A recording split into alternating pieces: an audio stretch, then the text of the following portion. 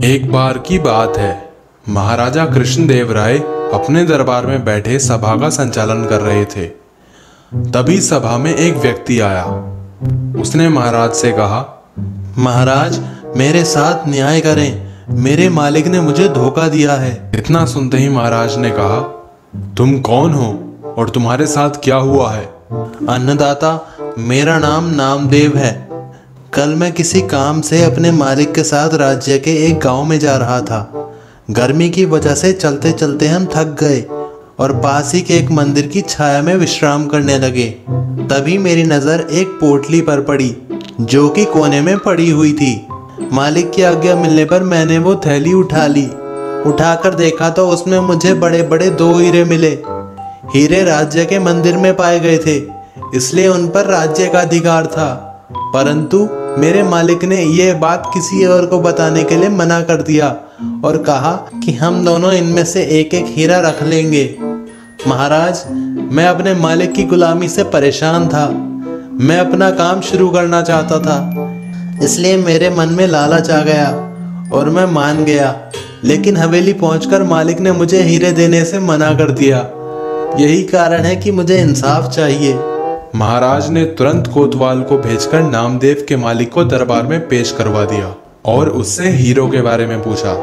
महाराज, ये बात सत्य है कि मंदिर में हीरे मिले थे, लेकिन मैंने वो हीरे नामदेव को पकड़ाकर राजकोष में जमा कराने को कहा था। लेकिन जब वो वापस आया तो मैंने उससे राजकोष की रसीद मांगी। रसीद मांगने पर वो आनाकानी करने लगा। मैंने जब इसे धमकाया तो ये यहाँ आकर मनगढ़ंत कहानी सुना रहा है। क्या तुम्हारे पास इसका कोई सबूत है? जी महाराज, मेरे 3 नौकरों ने ये सब अपनी आंखों से देखा है। उसके बाद तीनों नौकरों को महाराज के सामने पेश किया गया और तीनों ने ही नामदेव के खिलाफ गवाही दी। महाराज सोच में पड़ गए कि आखिर सच्चा कौन है और सभा स्थगित करके विश्राम कक्ष में चले गए। वहां उन्होंने महामंत्री, सेनापति एवं तेनालीराम को बुला लिया।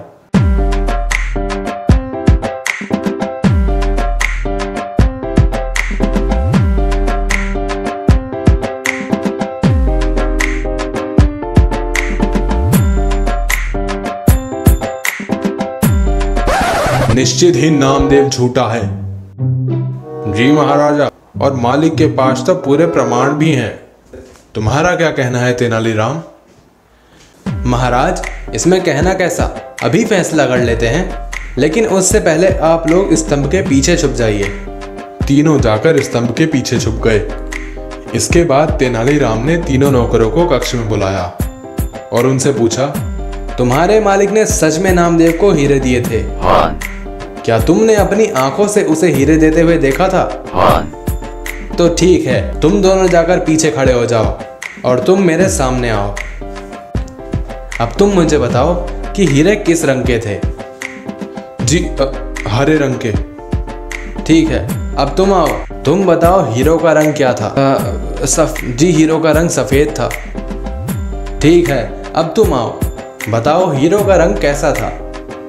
तेनालीराम जी, मैंने हीरे नहीं देखे। मालिक ने वो एक थैले में नामदेव को दिए थे। महाराज स्तंभ के पीछे से ये सब सुन रहे थे। वो ये सब सुनकर बहुत क्रोधित हुए और सीधा बाहर आ गए।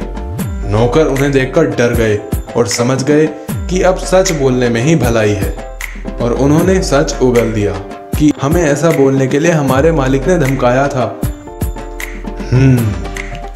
महाराज कृष्णदेव राय ने तुरंत सभा बुलाई और मालिक के घर की तलाशी के लिए कोतवाल को भेजा।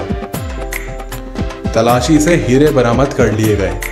दोषी पाते हुए राजा ने 1000 मुद्राएं नामदेव को एवं 2000 मुद्राएं राजकोष में जमा कराने का दंड दिया, और इस तरह तेनालीराम की चतुराई से नामदेव को न्याय मिल गया।